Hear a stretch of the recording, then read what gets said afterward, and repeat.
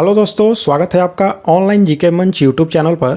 दोस्तों, ये जो जीके का हमने 1000 इम्पोर्टेंट क्वेश्चंस का सीरीज़ शुरू किया है, यह उसका 7वां भाग है। और इसके जो पहले के भाग हैं उसका लिंक हमने आपको डिस्क्रिप्शन बॉक्स में और आई बटन में दे दिया है, तो वहाँ से जा कर के आप उसे ज़रूर देखें। तो चलिए शुरू करते हैं आज का वीडियो। पहला सवाल है, गैर धन विधेयक के संसद के हर सदन में कितने वाचन होते हैं? तो राइट आंसर है ऑप्शन बी, 3 वाचन होते हैं। देखिए, जो पहला वाचन होता है यह विधेयक को पेश करने की अनुमति से संबंधित होता है, और जो दूसरा वाचन होता है उसमें विधेयक की विस्तार से और बारीकी से जांच होती है।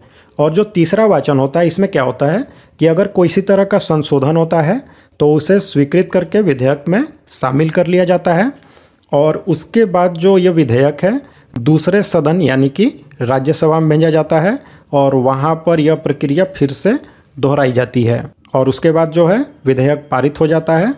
तो चलिए अगला सवाल देखते हैं दोस्तों। भोपाल गैस त्रासदी किस गैस के कारण घटी थी?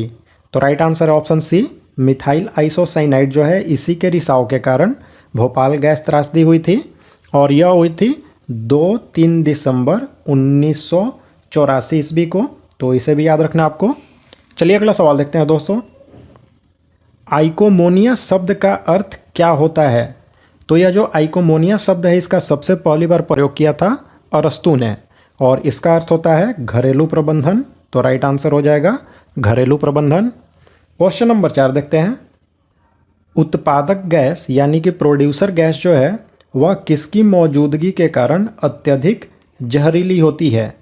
तो ये जो उत्पादक गैस है यह नाइट्रोजन और कार्बन मोनोऑक्साइड गैस का मिश्रण होता है, और इसमें ये जो कार्बन मोनोऑक्साइड गैस है यही काफ़ी जहरीली होती है। तो राइट आंसर हो जाएगा ऑप्शन बी, कार्बन मोनोऑक्साइड। अगला सवाल देखते हैं दोस्तों। खजुराहो मंदिरों का संबंध किस धर्म से है? तो राइट आंसर है ऑप्शन सी, हिंदू और जैन दोनों धर्मों से है। और यह जो खजुराहो का मंदिर है यह स्थित है मध्य प्रदेश के छतरपुर जिले में, ठीक है। और इसका निर्माण कराया गया था चंदेल शासकों के द्वारा, और यह संबंधित है जैन और हिंदू दोनों धर्मों से। अगला सवाल देखते हैं। शिमला समझौता कब हुआ था? तो ये जो शिमला समझौता है यह भारत और पाकिस्तान के बीच में 2 जुलाई 1972 को हुआ था। तो राइट आंसर हो जाएगा ऑप्शन है 1972। अगला सवाल देखते हैं। भारत में सबसे पुरानी नदी घाटी परियोजना कौन सी है इनमें से? तो देखिए, स्वतंत्र भारत की जो पहली बहुउद्देशीय नदी घाटी परियोजना है वह है दामोदर राइट आंसर होगा। अगला सवाल देखते हैं दोस्तों। भारत में सबसे पहले तोपखाने का प्रयोग किसने किया था? तो राइट आंसर है ऑप्शन बी, बाबर, जो कि मुगल वंश का संस्थापक था।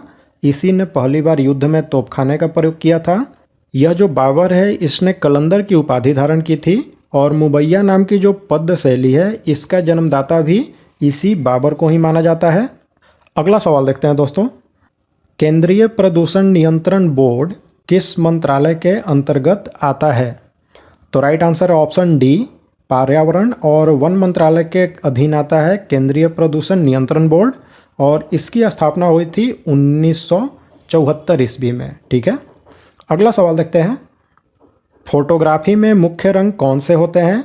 तो फोटोग्राफी जो है उसमें प्राथमिक रंगों का प्रयोग किया जाता है, और प्राथमिक रंग कौन कौन से हैं? तो वह है RGB यानी कि रेड, ग्रीन और ब्लू। तो राइट आंसर हो जाएगा ऑप्शन सी, लाल, नीला और हरा। अगला सवाल देखते हैं। pH स्केल का परिसर कितना होता है? तो राइट आंसर है ऑप्शन सी, 0 से 14 तक होता है।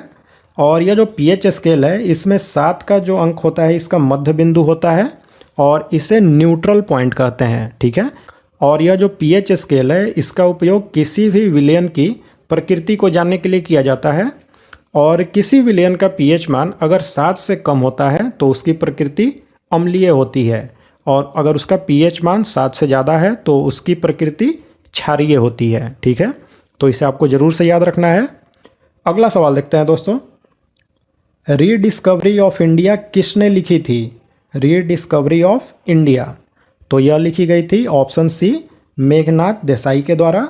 और एक और पुस्तक है डिस्कवरी ऑफ इंडिया, तो यह पुस्तक लिखी गई थी जवाहरलाल नेहरू के द्वारा, तो जब क्वेश्चन है तो वहाँ पर आपको कंफ्यूज नहीं होना है और सही आंसर चुनना है। अगला सवाल देखते हैं, भारत में अवशिष्ट शक्तियाँ निहित हैं। तो ये जो अवशिष्ट शक्तियाँ हैं यह ऐसे विषय होते हैं जो कि न तो संघ सूची में शामिल हैं, न राज्य सूची में और न ही समवर्ती सूची में।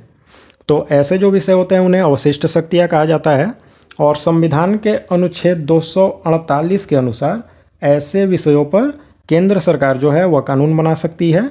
तो केंद्र सरकार राइट आंसर होगा।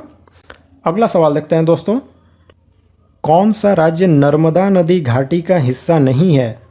तो नर्मदा नदी घाटी जो है इसमें 3 राज्य आते हैं। पहला आता है मध्य प्रदेश, दूसरा गुजरात और तीसरा महाराष्ट्र। तो राइट आंसर हो जाएगा यहाँ पर ऑप्शन बी, राजस्थान जो है वह नर्मदा नदी घाटी का हिस्सा नहीं है। अगला सवाल देखते हैं, अंकोर वाट मंदिर कहाँ स्थित है। तो राइट आंसर है ऑप्शन ए, कंबोडिया में स्थित है यह जो अंकोर वाट मंदिर है। और यह जो मंदिर है यह भगवान विष्णु का मंदिर है और इसका निर्माण हुआ था 12वीं शताब्दी में और यह कराया गया था कंबोडिया के जो खमेर राजा थे सूर्यवर्मन द्वितीय, उन्होंने ही इसका निर्माण कराया था। अगला सवाल देखते हैं दोस्तों, कैल्शियम हाइपोक्लोराइड का सामान्य नाम क्या है। तो कैल्शियम हाइपोक्लोराइड जो है इसका रासायनिक सूत्र होता है CaOCl2, ठीक है, और इसका सामान्य नाम होता है ब्लीचिंग पाउडर। यह जो ब्लीचिंग पाउडर है यह एक सफ़ेद रंग का पदार्थ होता है और इससे क्लोरीन की काफ़ी तेज गंध आती है और यह जो ब्लीचिंग पाउडर है इसी का इस्तेमाल क्लोरोफॉर्म गैस बनाने में किया जाता है। अगला सवाल देखते हैं, हिंदी रंगमंच का पितामह किसे माना जाता है।